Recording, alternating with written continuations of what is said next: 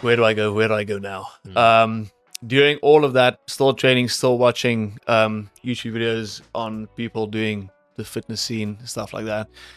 And at the time, the gym that I was training at was basically the equivalent of a pier we have here. So it's Virgin Active. So like a big commercial gym. Yeah, big commercial gym. Loads of trainers in there, 16, 18 trainers per gym, essentially. They pay a monthly fee for the gym to be able to work there. And then whatever you make on top of that fee, that's yours.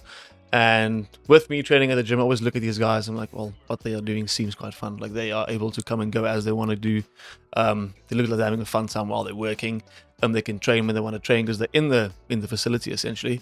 Why not try to do that?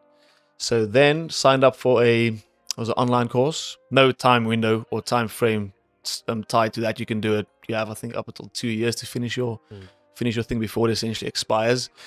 I did that in 8 to 10 months, finished that course, and then I basically started doing personal training when I was 21, 22, somewhere around there.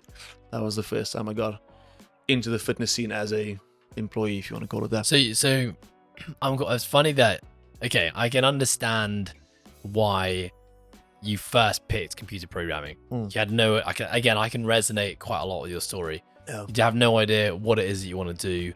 So you kind of like lean on other people for their advice. You'd probably be really good at this, or this would be a really good thing for you to do because the future is in computer programming, which is exactly what everyone told me with business and marketing.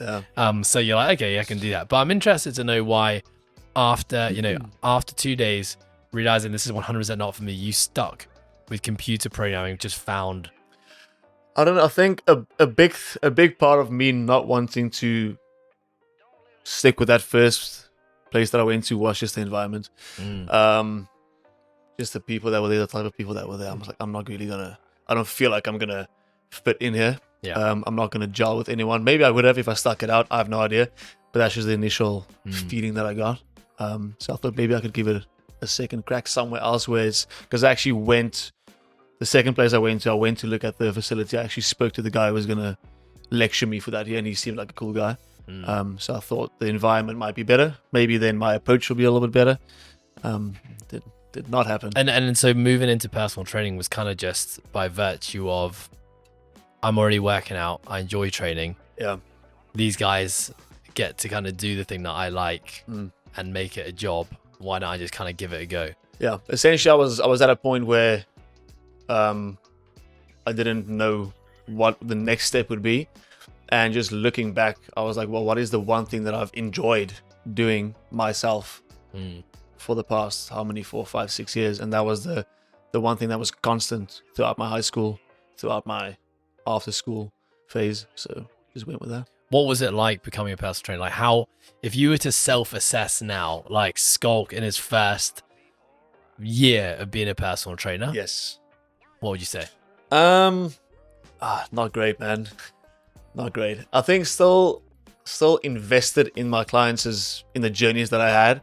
But I think the knowledge and stuff I had back then on how to program for people and stuff like that was not great at all. Also in the environment I worked in and the clientele we had, it was like a battle to see who could do the weirdest exercises with their clients, because that's going to be the thing that's going to attract most people, right? It was like single arm kettlebell things and jump on a Bosu ball that's uneven, like stupid stuff like that. Good times. So there was no structure, like a long progressive structure to what I do with my clients. It was like, okay, we'll do this today, and then we'll see how you feel on Thursday. We'll make it up then. I remember when I think very much the same when I started personal training, and I was only 20, and pretty much all the other personal trainers I'd say were either in their 30s or 40s. And I would always be coaching people in personal training studios. So like you've got all these other freelance trainers with their clients. And I would literally just come in and just be shitting myself. Because I'd be just so badly trying to make sure I fit in, and I wasn't going to embarrass myself. And then I wasn't, I just wanted to be like one of the gang. I was also already very self-conscious that I was a lot younger than everyone else already. So did they make you feel that though? Did they make you feel like, oh, he's No, 20 years old? I think it was all in your head. me and the perception I created. And I just did, there was no one else who was personal training in Hong Kong as a 20-year-old. Like I didn't know anyone else at that age. It was more of like this older, mature thing. You know, personal trainers were older because their clients were older, so they were kind of more like-minded. That's I think how a lot of us viewed the industry. Yeah. And so I think just a lot of the stories I told myself was like, oh, like you're a bit of a black sheep here. Yeah, you don't really belong. So I'd be coaching my client, doing what I thought was right. And if there was no other coaches in the room, I'd feel totally at ease, really confident what I'm doing. You know, this is we're doing good shit. And the moment one of those coaches would walk in the room, I would feel like this knot in my stomach, and I would just be looking out the corner of my eye the whole time. Number one, to see are they watching me, but number two, being like, hey, what exercise are they doing? Yeah. And I would see them do it, and they were doing I was doing some dumb shit, but they were doing some really dumb shit.